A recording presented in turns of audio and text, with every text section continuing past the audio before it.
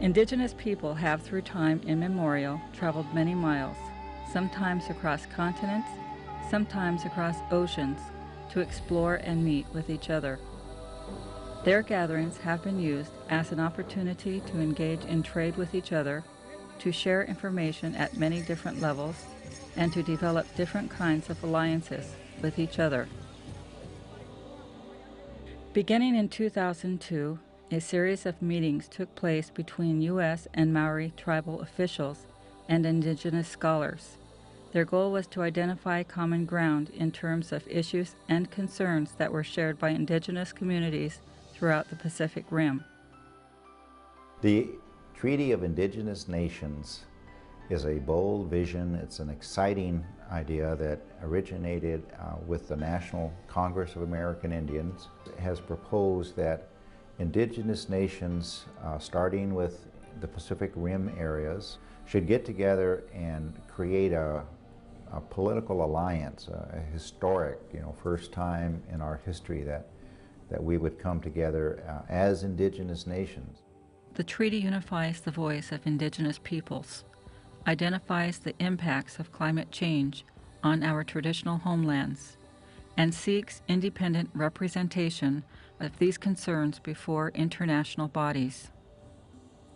The treaty creates a structure to facilitate and regulate intertribal and inter-Indigenous nation trade and commerce, providing an economic alliance for mutual support and benefit in the pursuit of Indigenous nation self-sufficiency and sustainability. The treaty unifies the efforts of member nations regarding border crossing rights and in the protection of human rights. The treaty serves as a political alliance to assert the primacy of Indigenous nation law regarding the definition of rights to the cultural properties, sacred objects, and traditional knowledge base of each Indigenous nation. We need to take a stand and to say that Indigenous law must be recognized by the nation states of the world as being the prior and paramount law regarding the cultural property of each Indigenous nation.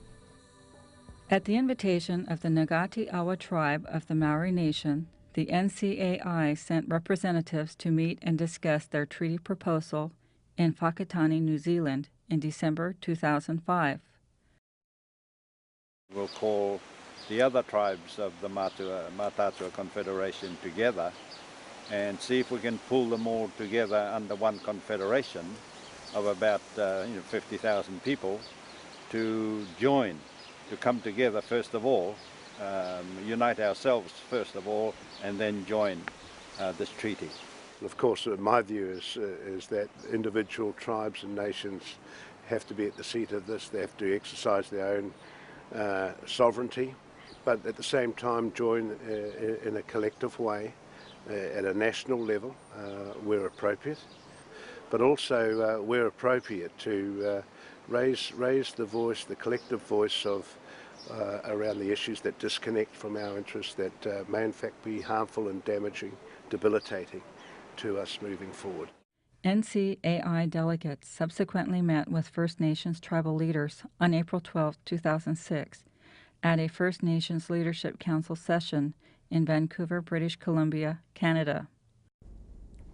So it just really means, okay, if we organize a treaty amongst ourselves, how are we going to do it? And the best way for us to do it is really to build from the community up, from the sovereignty of the nations as they have it, and to build on that amongst each other.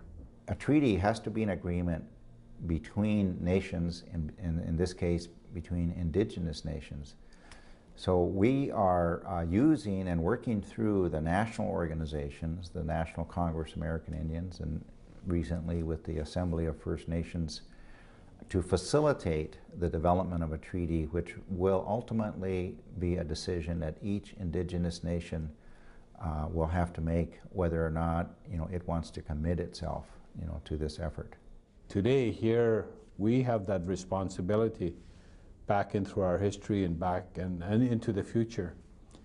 And if we understand the concepts as Indigenous peoples, for Indigenous peoples to survive and to continue to survive in these continents, in the Americas, or Indigenous peoples anywhere else worldwide, we need to stand and support each other. We need to hold each other up.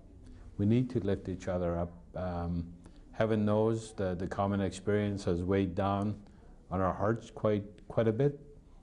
What we need now is to clear the fog that's there, see the vision that we inherited from our ancestors and build on it. And I think the clarity of the vision has been such that we can now start making those really important steps that we need.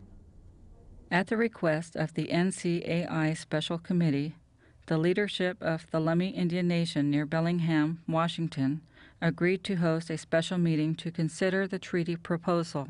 The willingness of the leadership of the Lummi Nation to host this. An invitation was issued to U.S. tribes, First Nations, Maori, and Aborigine tribal leaders. Approximately 100 Indigenous Nation delegates accepted the Lummi Nation's invitation and were joined by various legal and policy experts. 11 Indigenous nations, including representatives from the U.S., Canada, Aotearoa, or New Zealand, and Australia, concluded negotiations and reached agreement on an historic Treaty of Indigenous Nations on August 1st, 2007.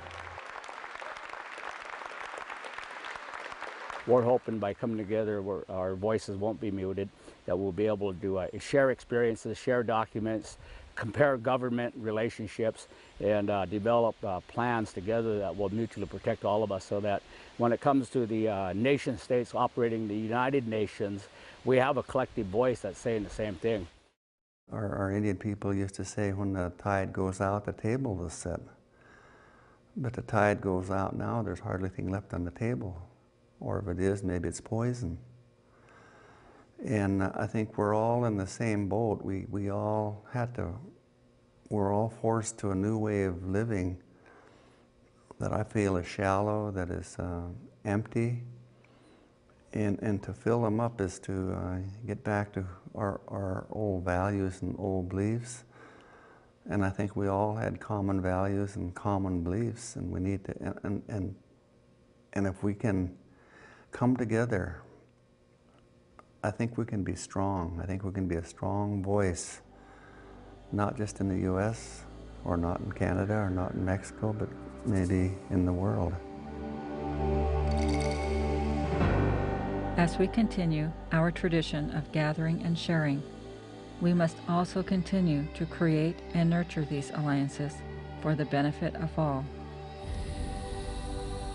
This treaty can lead to making a difference for the generations to come, a time to gather together as the League of Indigenous Nations.